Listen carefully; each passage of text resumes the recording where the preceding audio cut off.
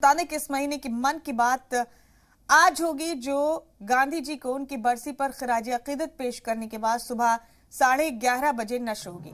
वज़ीर-ए-आज़म मोदी ने 19 जनवरी को शहरियों को मन की बात के लिए अपने ख्यालात और मशवरे शेयर करने की दावत दी थी, जो आज होगी।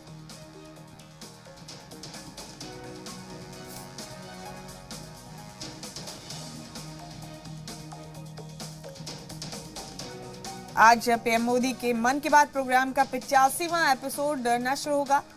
पीएमओ ने ट्वीट करके इसकी बात की जानकारी दी। आज बाबा कौम महात्मा गांधी की बरसी है, उन्हें पहले खराज अकीदत पेश किया जाएगा और उसके बाद पीएम मन की बात प्रोग्राम के जरिए मुल्क से खिताब करेंगे। आपको बता दें कि साल 2022 का ये पहला एपिसोड, पहली किस्त होगी और कुल मिलाकर मन की बात प्रोग्राम का ये 85वां एडिशन होगा।